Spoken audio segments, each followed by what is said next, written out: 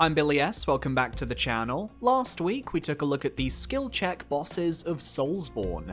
These were fights that, if you could overcome them, you would have all the necessary skills to get through the rest of a given game. This week we're taking a look at skill check areas. The criteria is a little different compared to boss fights, but the general gist is still the same. I'm looking for an area in each game that tests you on a majority of the skills you've honed up to that point. It can't be too late into the game, as those fit more into the endgame challenge category instead, and naturally, Night Rain will not be appearing in today's ranking. There simply isn't enough variety in Limveld's map generation to really work for this list. So without further ado, let's begin with... For Demon Souls, just like in the skill check bosses video, you have to take into account the open-ended nature of how you can tackle any archstone in any order you please. This makes finding an ideal skill check area quite the pain, but ultimately I ended up going with 4-1 Island's Edge, for a multitude of reasons honestly. To start with, the enemy variety here is quite difficult in comparison to a majority of the other levels in the early to mid-game.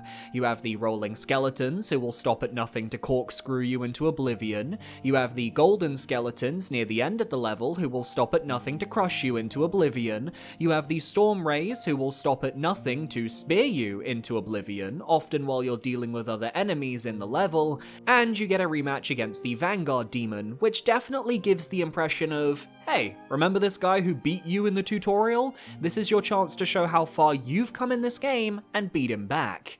The level design here is also fairly complex. If you want to do everything, you have to engage with optional pathways to get the key to save Grave Robber Blige or to access Sparkly the Crow. You can skip right past the Vanguard demon through hidden tunnels if you're observant enough and don't just charge headfirst into the main area. There are traps placed throughout which test your awareness in key locations, and most importantly, 4-1 has 0 shortcuts. If you lose at any point, it's back to the start, do not pass go, do not collect 200. You have to be on your A game from the very beginning to the very end. Not every Demon Souls level does this. What I like though is that 4-1 is the right level of difficulty for this skill check, which is ironic as the hardest level in the entire game comes right after in the form of 4-2. But I stand by my opinion, if you can handle everything up to 4-1, 4-2 will eventually get conquered by you. You beat the Adjudicator. You can do anything. When it comes to Dark Souls, I think there is an incredibly obvious skill check level that if you can beat it, the rest of the game is your oyster. And you unlock it after ringing both Bells of Awakening. The circus is in town and they've opened the fun house. Sen's Fortress is a death trap designed to ensure that only the most worthy of chosen undead make it to the annals of Anor Londo. And for a first-time player who is entering Sen's with no layout knowledge or trap knowledge or route knowledge, it is one of the most intimidating vertical climbs in the series. They greet you with an immediate arrow trap if you run in blindly, and follow that up with a Takeshi's Castle, CBBC Raven Way of the Warrior style axe gauntlet that you have to avoid lest you get pelted into the tar pit with the Titanite demons. What a week, am I right? Captain, it's only Tuesday. I really like the challenge of these snake people in Sen's. They're a lot tankier than the enemies you've faced up to this point and hit a lot harder as a result, making the whole zone feel more dangerous. Then there's the boulder trap that constantly tries to flatten you no matter where you are in the fortress. You gotta use those navigational skills to find your way up to where the boulders are being launched from so you can deactivate them. Whether that's by doing careful platforming or taking a bloody elevator is up to you.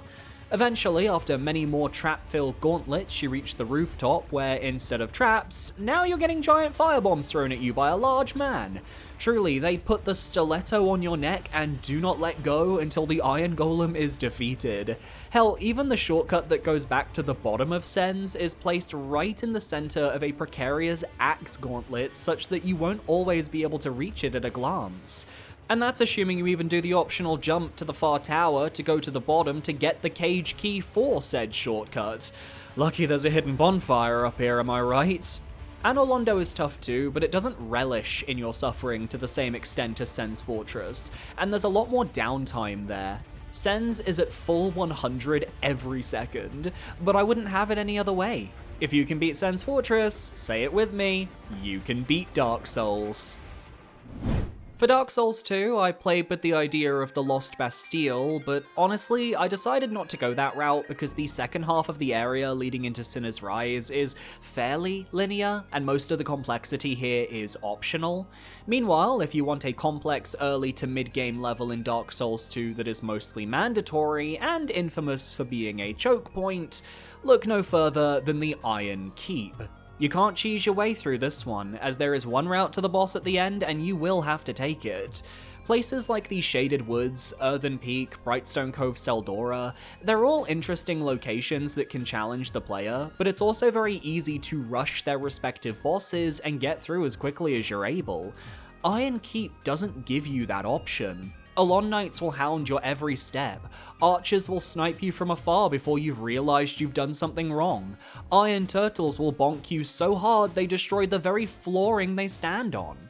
But the level design here, the actual challenge of lowering and raising platforms to make bridges and different paths, is actually very inspired. I may be traumatized by it, but using these little guillotines in the small corridor before the Eggle bonfire creates a real sense of tension when you're faced with another turtle enemy and no way to go back. Eventually getting to turn off some of the flamethrowers that caused you trouble throughout the run is a fantastic feeling, but this is also the first skill check level on this list that veers hard into its difficulty in a way that is actually off-putting for players. The enemies aggro way too easily to the point of swarming the players like a bunch of bullies stealing your lunch money. You'll fall into the lava more times than you care to count, and if you truly want an easier time here, you'll need to kill the optional Smelter Demon to get a mid-level bonfire that doesn't ask you to go through Belfry Sol every single time. Say it with me, if you can beat the Iron Keep, you can beat Dark Souls 2. But whether you'll want to continue Dark Souls 2 after beating the Iron Keep is more up for debate. Popping into Yharnam, we have another skill check area that is very love it or hate it. It's the perfect midpoint zone of Bloodborne, the Forbidden Woods. You can only access this area after defeating Vicar Amelia and gaining the password from the skull in the main cathedral. Once you enter the woods, you're locked into one of the biggest areas in the entire game, a labyrinth of forest lanes and passages that aim to confuse and confound the player, split into two distinct halves. The first portion of the Forbidden Woods tests you on everything you know about the Yharnamites you've faced up until now. You have to go through the dilapidated, rotting wooden village, getting through a large square, wading through pools of water tinged with oil that will alight at the mere suggestion of flame, avoiding a giant cannon that tries to shoot at you from afar, all the while checking optional paths and potentially finding a way back to Yosefka's via some nearby caverns. Traps are laden throughout, the most iconic being the very first tree trap near the area lantern. This is a great test of your crowd control skills and your ability to choose the safest paths to make it through the village, as there are multiple ways to reach your destination and all of them have their pros and cons. The second half of the Forbidden Woods also acts as a transitional point for the game, abandoning the concept of lycanthropy in favor of a deeper horror as the villagers become infected by a twisting series of snakes puppeteering their corpses. Python piles and cacophonic cobras prey upon you in the deepest depths, but if you stumble off the main path, you might find something more cosmic in nature. Finding your way through the woods is brutal in the second half, as it's never clear whether you're going the right way or not. You have to descend and then descend some more. Shortcuts will keep you feeling a sense of progression, but by the end of the Forbidden Woods, you'll probably be exhausted from having to check every passage, grab every item, and fight these dastardly demons. Beating the Forbidden Woods is like unlocking the Lovecraftian horror of Bloodborne, as the tonal shift is very much present from Byrgenwerth onwards, a skill check area to see whether you can truly handle the insight and truth of this world. Say it with me all, if you can beat the Forbidden Woods, you can beat Bloodborne. I hope you guys are actually saying it with me. It'd be very sad if you weren't. You should also parry that subscribe button while you're here, by the way. That'd be pretty damn cool, not gonna lie. Moving over to Dark Souls 3, I did mention Keep in my last video, but I'm not actually going to pick it for this spot. My only problem with Keep's viability for this list is that it's an area that challenges you on very specific elements, navigating a swamp for example, but you don't really get to have much skill expression while journeying through, especially on the main path. Instead, I want to highlight one of the best early game areas in terms of just pure level design, Cathedral of the Deep. This video is all about areas that test your skill to ensure you have what it takes to beat the rest of the game, so let's look at the Cathedral. You have a layered area with 4 completely separate zones that each ask you to manage a different skill. It's like a skill check lasagna. The outer cemetery, which asks for you to navigate quickly while avoiding the respawning undead, before you unlock a shortcut into the lower moat where you can deal with leech monsters for extra treasure. There's the lower rooftops, where you have to find your way across the outer walls of the cathedral to reach one of the side doors. There are ambushes around every corner that challenge your observational skills as you progress, leading to a long stretch of level where you're playing carefully because it's still early game, you don't have a ton of healing, and the enemies do good damage. The inner cathedral, where you avoid the slams of giants, deal with a mimic, some creepy spider monstrosity fucker, and then dip into the pools below to try and find your way to the Deacons of the Deep while unlocking more shortcuts and defeating more mini-bosses. Lastly, the upper cathedral exists, where you have the rooftop rafters and the parkour leading to Rosaria's Covenant, an area that rewards thorough exploration for people who want to look a little deeper. Cathedral of the Deep has long stretches between their shortcuts too, so every press forwards is a rewarding sensation. You also only have one major bonfire that you wrap around to, so it makes that sense of, oh, we're back here again, hit that much harder. This is a Dark Souls 1 area trapped in Dark Souls 3. But it very succinctly covers all the bases you need to succeed in this game. Navigation is challenged, observation is challenged, enemy variety and combat is varied, and there are some difficult encounters throughout. The closest area to the cathedral in terms of the skill check moniker is maybe Irithyll of the Boreal Valley, which does a lot of the same things, but the cathedral comes first in the game, and it's arguably harder due to being earlier in the game, when your build is less set in stone. Say it with me, if you can beat Cathedral of the Deep, you can beat Dark Souls 3. Is this bit getting annoying yet? Of all the games on this list, Sekiro is the toughest for me to figure out, as I honestly think most of the early game areas could fit under this. You're constantly learning new techniques for stealth gameplay and survival in this game, but I'm gonna make a semi-interesting pick here and say that if you can beat the Hirata estate up to Lady Butterfly, I think you can handle anything Sekiro throws at you from a level perspective. Hear me out.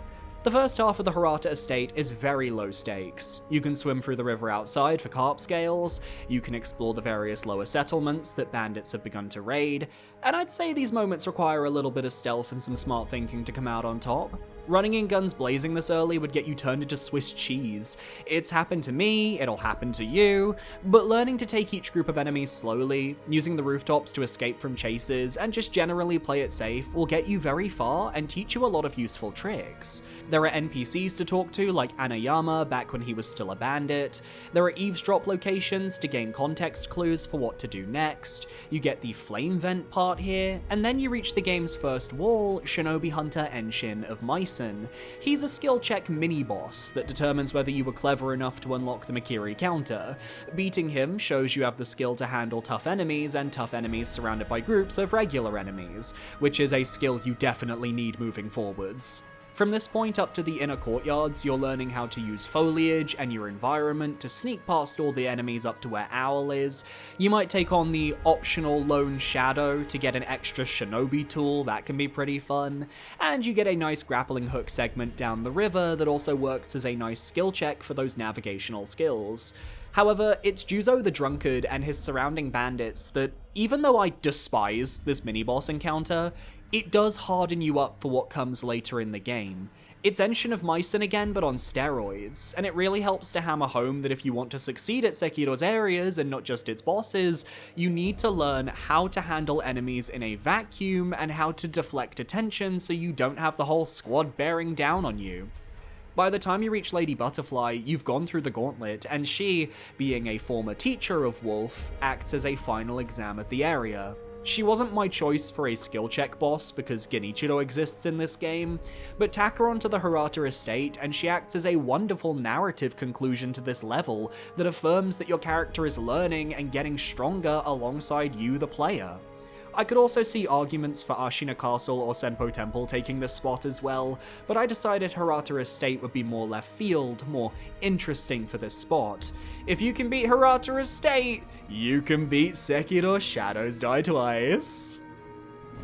Lastly, for Elden Ring, of course I'm gonna go with a legacy dungeon, I don't think that's up for debate, and similarly to Margit the Fellowman in the bosses video, I think Stormveil Castle is the correct choice here. Elden Ring really wants you to know that you have the stuff to go the distance from very early on, and they designed Stormveil Castle to really uplift the player by challenging them from the get-go. I mean, where else can you choose to go through the front gate and get Gatling gunned by the entire might of the castle? Instead, you can go around the walls, playing a really fun vertical level that has you dipping inside and outside as you ascend. Very 1-1 from Demon's Souls coded. Any level that has birds with swords on their feet is very much considered a skill check in my opinion, by the way, especially when they can throw bombs at you. Just general exploration once you enter Stormveil is so much fun. You have like 50 different paths you can take, which will all eventually funnel you to the same location, and it's up to you to find out which path works for your playstyle. The jump button especially gets a ton of use as you learn you can go across rooftops and on paths that you would never have expected in prior Souls games. There are difficult enemies, really fun setups to face, like the inner courtyard with all those barricades, or finding your way across the rooftops to the people who Gatling gunned you earlier to sort all that out. Locating the Divine Bridge as well is pretty fun, which acts as its own tutorial for the player, all leading to a funneling to Godric's boss fight at the back of the castle, which is quite the challenge. I don't think any of the other legacy dungeons from the early to mid-game are quite as expansive as Stormveil, which further enhances a personal theory of mine that they made this one tough to make you feel like you know what to expect when going into future ones. And come on, when you beat Stormveil Castle and get that first view of Liurnia, it's like the game itself is saying congratulations on passing the skill check. Enjoy the rest of Elden Ring because we know you can handle it. That's not even taking into account the hidden areas like the corpse in the canyon or the Crucible Knight on the lower cliffs. I just think Stormveil is incredibly neat, and without this legacy dungeon, I don't think I'd have been as prepared for future ones in the game. If you can beat Stormveil Castle, you can beat Elden Ring. And that's my list. I don't know if this is going to match with you guys, but these are the levels I feel skill checked me to heck and back. Do you agree? Let me know down below, and be sure to parry that subscribe button so you can stay up to date on all my future videos. Shout out to my YouTube channel members for supporting me for another month, $4.99. Get a shout out in the description, end of videos, access to my Dark Souls 3 and Dark Souls 2 Soul Level 1 runs. It's really cool. If you want to follow me, I have a Blue Sky, I have a Discord, I don't really use it, I have a Twitch, and I stream every week here on YouTube, so maybe I'm streaming right now. I don't know. You should go check. Thanks for watching. I'll see you next time. Adios.